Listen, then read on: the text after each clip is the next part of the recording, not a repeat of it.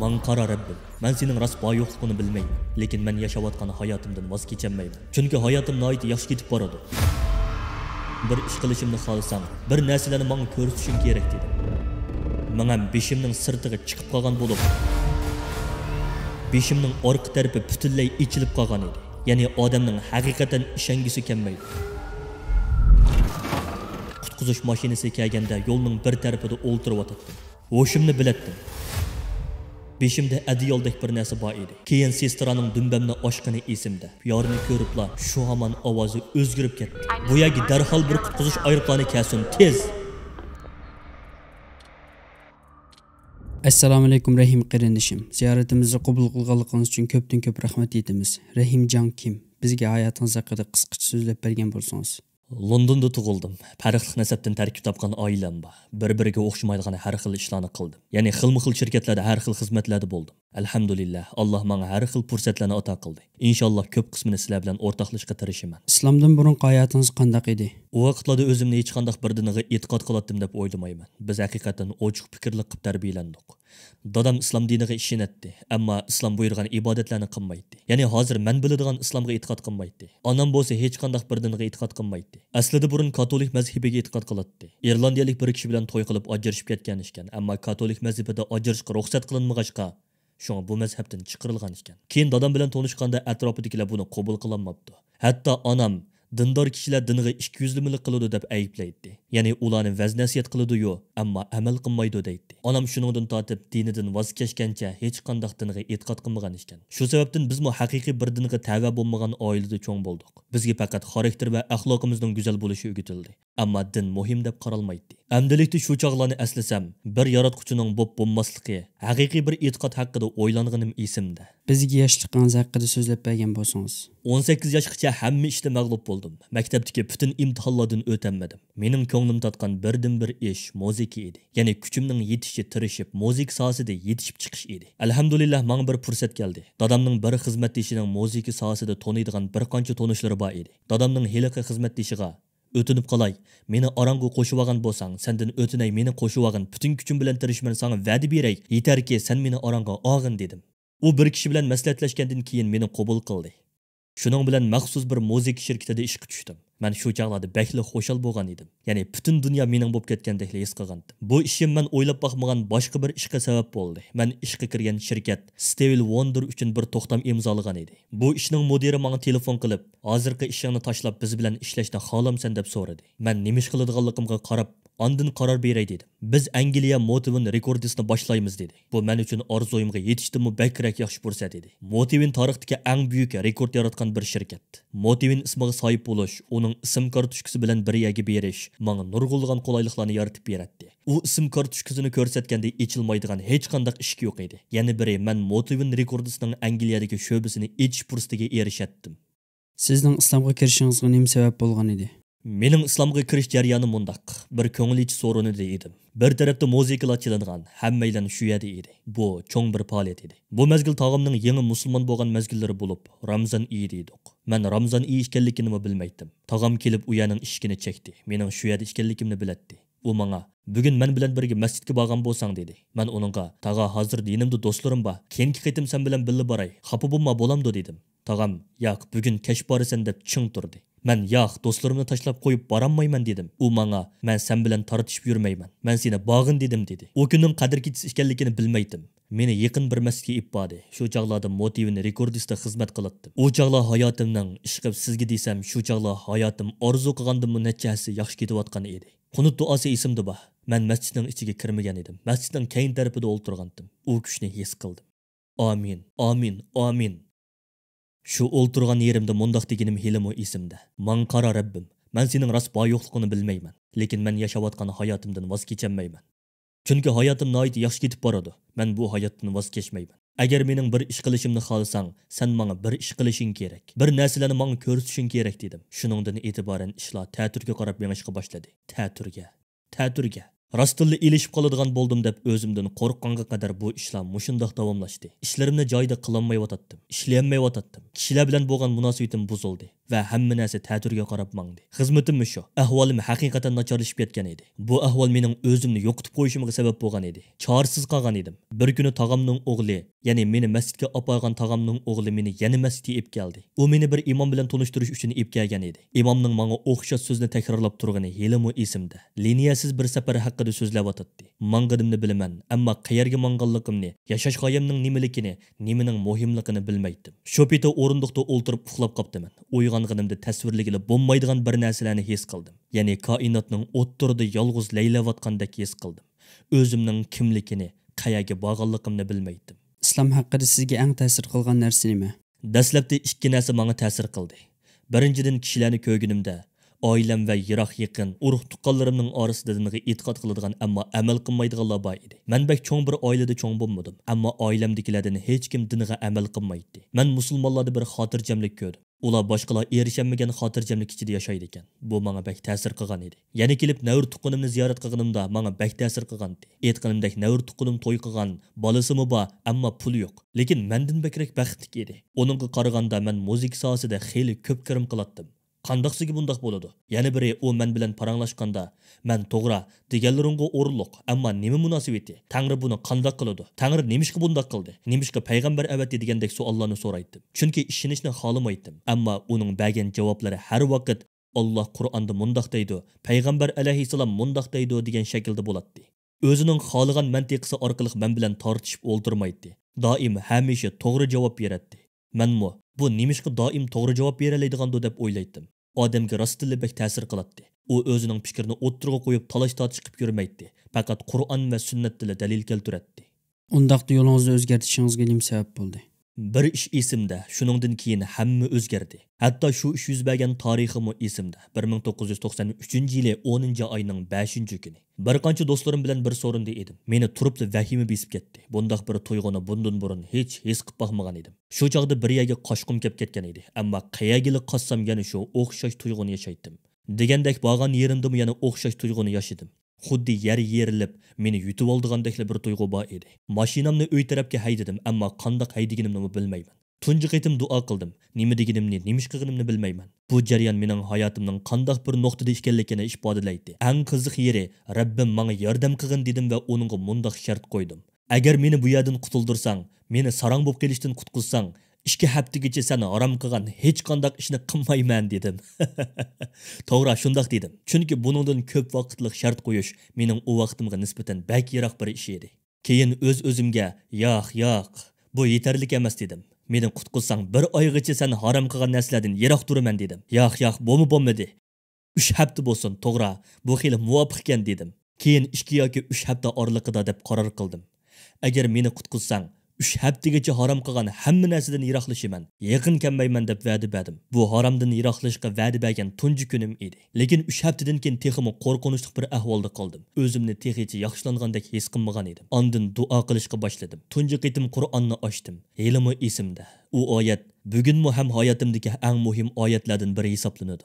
Inna ma'al usri yusra fa inna ma'al usri yusra. Ya'ni sen yashayotgan bu qiyinchilik oxirlashadi. Men faqat va faqat shu oyatga esildim. Hamma ishda bo'lganidek bu qiyinchilikning kaynidanmi bir yaxshilikning keladiganligini aytgan bu oyatga ching esildim. Islomning 100% to'g'ri ekanligiga sizni qoyil qilgan narsa nima? Rostini desam, agar sen nurg'ulg'an farqli ko'z qarashlar ichida cho'ng bo'lgan bo'lsang, masalan, bizga o'xshash. Mana hozirmi o'g'il bir tuqqunimning nimaga e'tiqod qiladiganligini belgili bo'lmaydi. Balkim dinsizdir. Qiz bir tuqqunim buddizm diniga e'tiqod qiladi. O'gay dadam yahudi. O'gay onam dinsiz. Jamiyatimning ko'p qismi dindor emas. Eng yaqin do'stlarim mana mushuningga o'xshash. Ammo men uchun e'tiqod degan doim davomlashib turadigan bir safarga o'xshaydi. Ya'ni sen har vaqt bir imtihon ustida silinib turasan. Bu jarayonda shayton seni doim ozdirib turadi. Rostini aytsam, mening islomga kirish jarayonim bak egiz pas bo'lgandi. Kallam bak qaymoqib ketgandi. Kallamda bir narsa bir ustiga chiqqandek, bir pasga tushgandek bo'ladi. Men zodi islomga joyida e'tiqod qilyotgandim. Haqiqatan dindor bo'lib yashashim kerakmi deb o'ylanishda qolgan vaqtlarim ko'p bo'lgandi. Balkim bu kichik gunohlarga unchalik yomon bo'lib ketmas degandek. Ammo doim Qur'on bor edi. Qur'on. Bu kitob qandoqmi mumkin bo'lsin? Qandoqsiga bu mo'jizani qo'limizda hozirgacha tuta oldik. Muhammad alayhissalom qandoqsiga bularning hammasini biladi. Odamning aqli zodi yetmaydi. U zot o'qishni, yezishni bilmasa, hayotida hech bir yerda o'qib boqmagan tursa, shundoq turuqli qandoqsiga bundoq bo'ladi. U 100 yillar burun gumon qilgan nurg'un ishlar qandoqsiga yuz beradi. Bu qandoqsiga mumkin bo'ladi. Har vaqt meni shubhisiz bir shaklda u xiyollardan qaytirg'ini dal Qur'on bo'ldi. Qur'onni texmo ko'p o'rgansak, matematika, kompyuter haqida texmo ko'p narsalarni o'rganalaydi ekanmiz. Uni qancha ko'p tafakkur qila olsak, shuncha ko'p mo'jizalar o'ttirg'i chiqadi ekan. Shayton menga yiqillasa, a'udhu billahi minash shaytonir rojim deyman. Siz rasmiy musulmon bo'lgan vaqtingizda nimalardan voz kechishga to'g'ri kelgandi?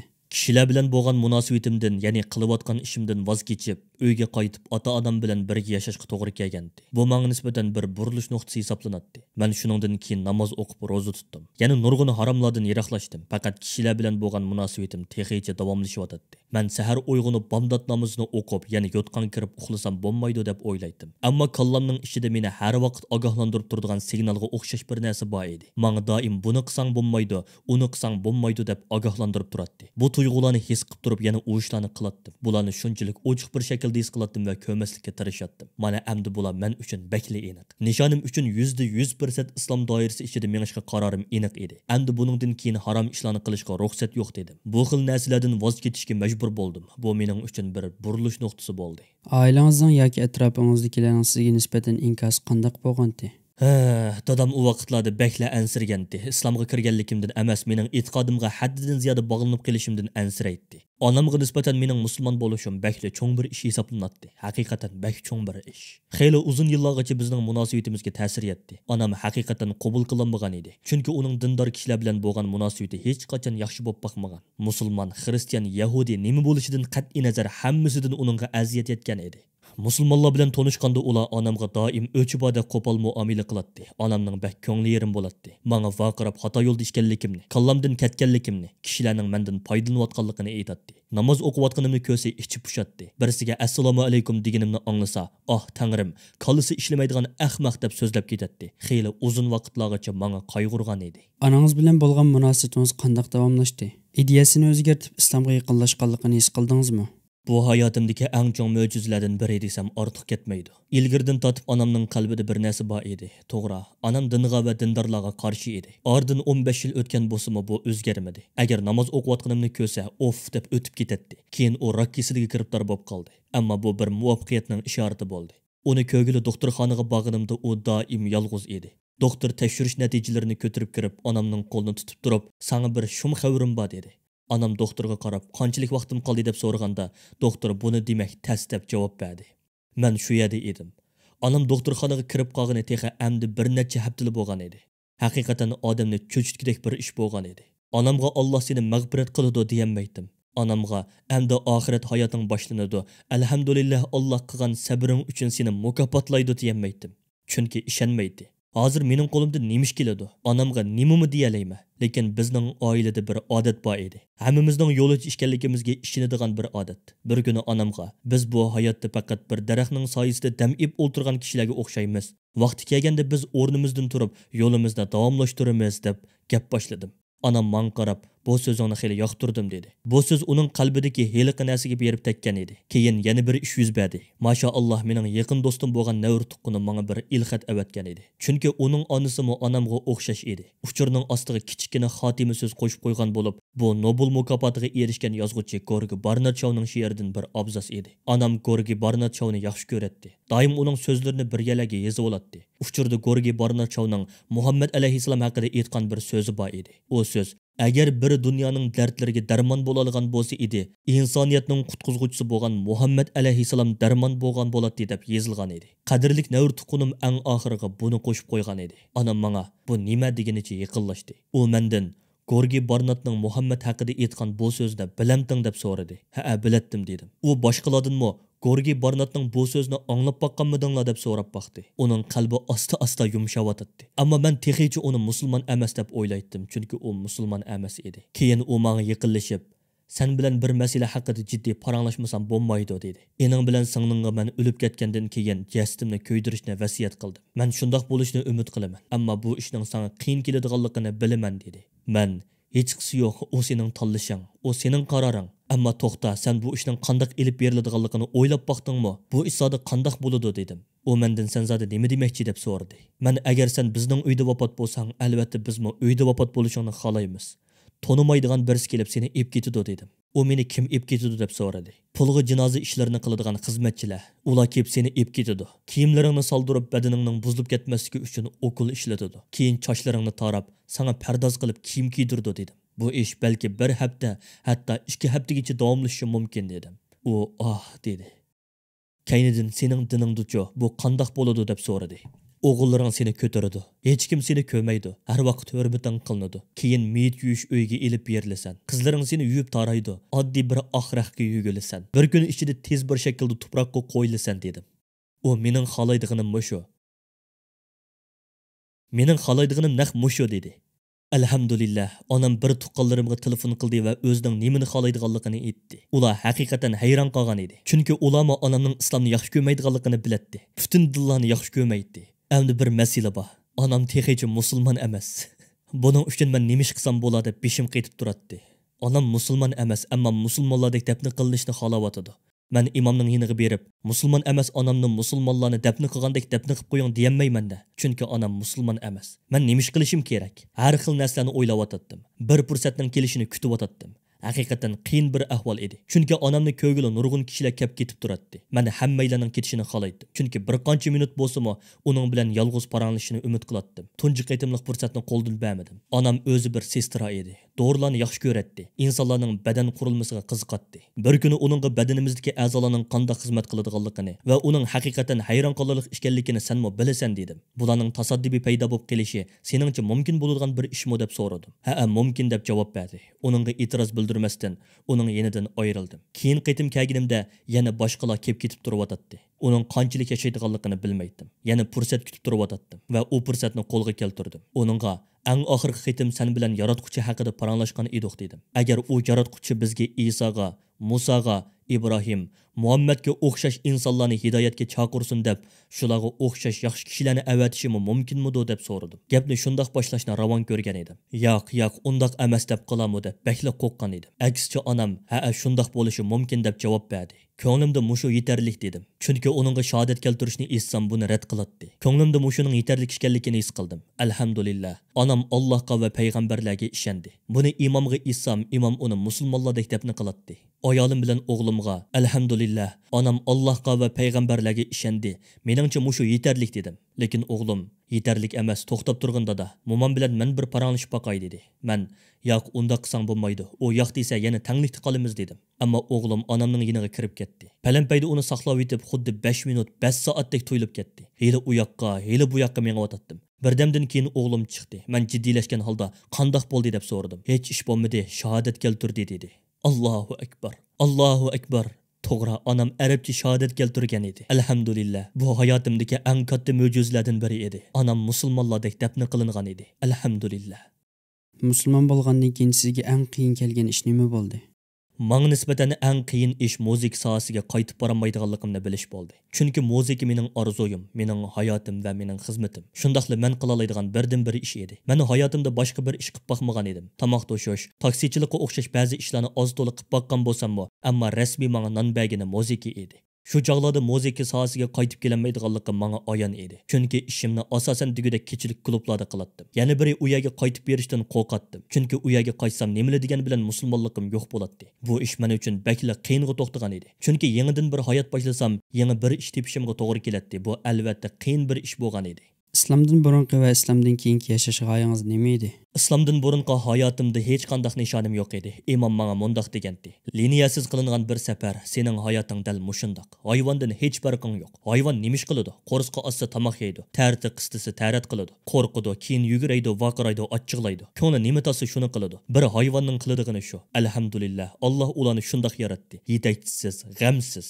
Ya'ni bizning ish harakatlarimizning ulardan hech farqi yo'q. Biz faqat keyingisiga javob qaytaramiz xolos. Islomdan burunqi hayotim dal mushuningga o'xshaydi. Havaslarim va xo'shalliqim uchun harakat qilatdim. Kunim atrofimdagilarga urug' tuqqanlarning besimiga radiya berish bilan o'tadi. Alhamdulillah, islom bilan sharaflangandan keyin cheksiz bir tafakkurga ega bo'ladi ekansiz. Islom hatto suvxonaga kirib chiqishingizga qadar ta'sir ko'rsatadi ekan. Hatto ustalning oldida o'ltirish shaklimdan tortib bir nishoning bo'ladi ekan. Masalan, osta o'ltirmasam boshqalarni beorom qilamdim yo'qmi degandek. O'ng qo'limda tomoq yeyishdimi bir nishonim bor. Fikring, tushunchalaring, hatto qaysi tarafni tutishingdan tortib, sening xohishing bo'yicha emas, balki bir vahiydan, bir yo'lboshchi tarafidan bo'ladi ekan. Alloh bilan alohida bir munosabatingiz bo'lib boqdimi? Yana kelib sizni qo'g'dag'anligini his qilgan alohida bir ish yuz berdimi?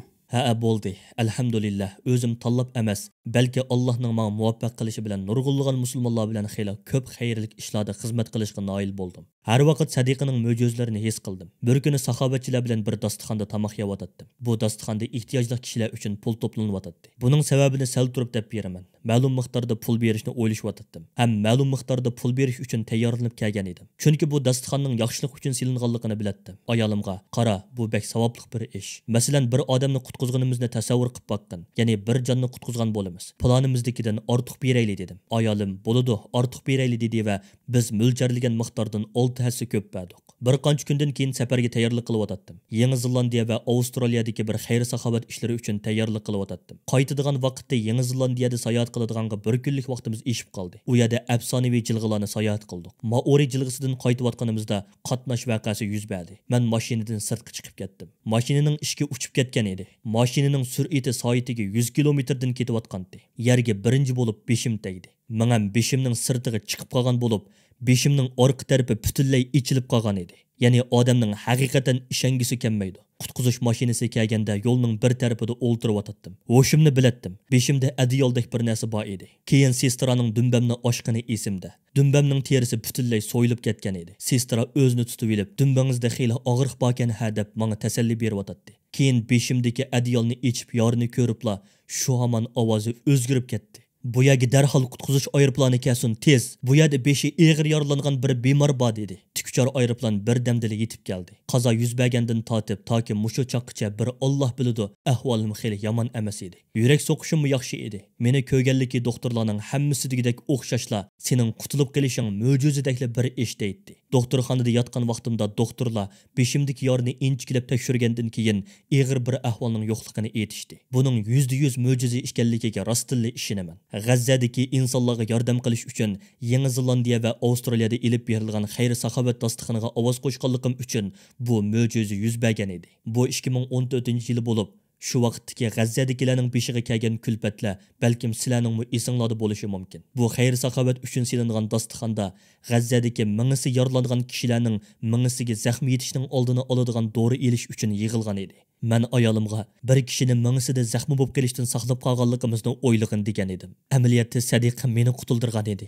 Alhamdulillah. Men qilgan sadiqaning meni qutuldirganligiga 100% ishonaman. Alhamdulillah. Bu mening sadiqam edi. Payg'ambar alayhissalomning sizga eng ta'sir qilgan alohidaligi qaysi? Menga ta'sir qilgan ikki ishi bor. Biri hammamiz biladigan Rasululloh bir podshoh bo'la olishi mumkin-di. Bu uning tanlashiga bog'liq ish edi. U Davud alayhissalom, Sulaymon alayhissalomga o'xshash podshoh bo'la olishi mumkin-di. Uning qasr saroylari podshohligi bo'lishi mumkin-di. Dunyodagi butun mol dunyoga ega bo'la olishi mumkin edi. Hatto shundoq bo'lgan taqdirdami, yanada Allohning eng suyimli payg'ambari bo'la oladi. Faqat kamtarligi tufayli uning bu dunyoga nisbatan hech qanday havisi, qiziqishi yo'q edi. O'ziga tava hamma narsani boshqalarga beradi. Allohning elchisi kambag'allikni kambag'allar bilan birga bo'lish uchun duo qildi. Bu dunyoda va oxiratda ular bilan birga bo'laman dedi. Subhanalloh. Bu nima degan esillik? Bir inson qandoqsiga buncha kamtar bo'la oladi. Subhanalloh. Ish qilib uning rahimdilligi, inchikiligi, mehribonligi. Sizdan so'rab baqsam, sizga axlat otgan birining salomatligiga ziyon yetishidan ansirash qandoqmi mumkin bo'lsin? Ya'ni bir ayol san qartib axlat otsa va sen u ayolning salomatligiga ziyon yetishidan ansirsang, bir insonning qalbida qandoqsiga bunchalik mehribon bo'la oladi? Rahimdillik, vijdonlik bo'lish buningdan ortiq bo'lmaydi. Yana kelib sening urug' tuqqanlaring, yaqinlaring qiyin qistoqqa ilinib o'ltirilsa, sen yanada ularga adovat tutmasang, ularning hammasini kechiribetsang, subhanalloh, uning qalbidagi rahimdillikka, marhamatga, subhanalloh. Hozir nima ish bilan shug'ullanasiz? Bayan deb o'tgunimdek Alloh menga xayr saxovat ishlarini qilishga muvaffaq qildi. Hozir bir qancha xayr saxovat markazlari bilan birlikda xizmat qilyapman. Hozir Raid Foundation deb ataladigan bir organda xizmat qilyapman. Bu ya o'quv-o'qitish ishlarida voyaga yetgan bir organ. Suriyalik kishilar bilan xizmat qiladi. Ularning avtobusda maktab nomli bir loyihasi bor. Chunki sizmi bilasiz, lagerlarda maktab yo'q. Shunga ular bir avtobusda maktab tayyor qildi. U avtobus butun suriyalik panohchilar bor lagerlarning orasida cho'rgilab yurib, shu yerdagi bolalarni o'qitadi. Bu avtobus maktab lagerdagi bolalar uchun intayin güzel tayyorlangan. Alhamdulillah, mana shunda xizmatlarda bo'lyapman. Onundan boshqa islomiy kanallarda podkast qilyapmiz. Pat yaqinda bir programma taqitimiz. Alhamdulillah, buni 4 ko'z bilan kutyapman. Qandoq bitib chiqadiganligini texi bilmaymiz, ammo qo'limizdan kelishicha tirishyapmiz. Yana biri payg'ambar tarixi haqida bir planimizmi bor. Balkim ovozli kitob bo'lishi mumkin. Musulmon bo'lmaganlar yoki diniy ibodatga sal qaraydiganlarni, siyar haqida hech qanday ma'lumot bo'lmaganlarni chiqish qilib turib, ovozli kitob tayyorlayapmiz. Mening ovoz berishimni talab qilyapti. İnşallah pat yaqinda bunimi xalqimizga sunamiz. Bunimi 4 ko'z bilan kutyapman. Alhamdulillah. Eng oxirida ekran oldidagilarga nima degingiz bor? Alhamdulillah, bir narsa tavsiya qilish to'g'ri kelsa, tunji bo'lib shuni tavsiya qilgan bo'latdim. O'zimmi shuning ichida. Eng muhim ishlardan boshlab qilishini tavsiya qilgan bo'latdim. O'rnakka ehtiyojimiz tushganda Muhammad alayhisalomning hayotiga, uning qanday g'alaba qilganligiga, ayollari bilan, oilasi bilan qanday o'tganligiga bir qarab chiqishimiz kerak deb qarayman. Uning hayotidan nurg'un narsalarni o'rganaymiz. Havasimiz besiqqucha emas, o'qishimiz, tirishimiz, bel qo'yib lozim. Allohga va uning payg'ambariga yiqilish uchun bir qadam olsak, keyin Alloh bizga yugurib keladi. Haqiqatan o'zimning hayotiga qarab boqadigan bo'lsam, menda mu shundoq bo'ldi. Alloh tarafga kichik bo'lsa-mu bir qadam olsang, Alloh sana yugurib keladi. Eng qiyin kunlaringda bular sana ne'mat bo'ladi. Alloh mana mushu shaklda sizlarni qo'zg'atish orqali nurg'un sinoqlar bilan sinaydi. Qaytib kel. Yoshlarning orasida eng ko'p ko'rgan narsam shaytonning hilasi. Qiz do'stim bor, kayib sapo qilaman, kech klublarga boraman degandek nurg'unlagan bo'lmag'ur ishlarni qildim. Islom menga mos kelmaydi. Men unda qilolmayman. E'tiqodliq biri bo'lolmayman. Men qilolmayman deganga o'xshash shaytonning hilasi bak ko'p. Ammo bu bir yolg'onchilikdan iborat xolos. Tavba qilganlarning hammasi uningdan yaxshi bo'lg'achqa tavba qilgan emas. Aslida islom gunohkor kishilar uchun mavjuddir. O'zini yo'qotib qo'yganlar uchun, umidsiz kishilar uchun, o'zini baxtsiz his qilganlar va hech nimasi yo'q kishilar uchun mavjuddir. Alloh har vaqt doim hamisha shu yerdadir. Agar bir ish qilishga ko'zing ilmagan taqdirdimi, bel qo'yib etma. Qo'lingdan kelishcha bir ishlarni qilishga madrab boqqin. Qo'lingga kelgan fursatni hargiz qochirib qo'ymagin. Og'ining bir qadam bo'lsa-mu, shu qadamingni davomlashtirishga tirishqin. Inshaalloh, sen tirishsanglar, Alloh ishlaringni osonlashtirib beradi.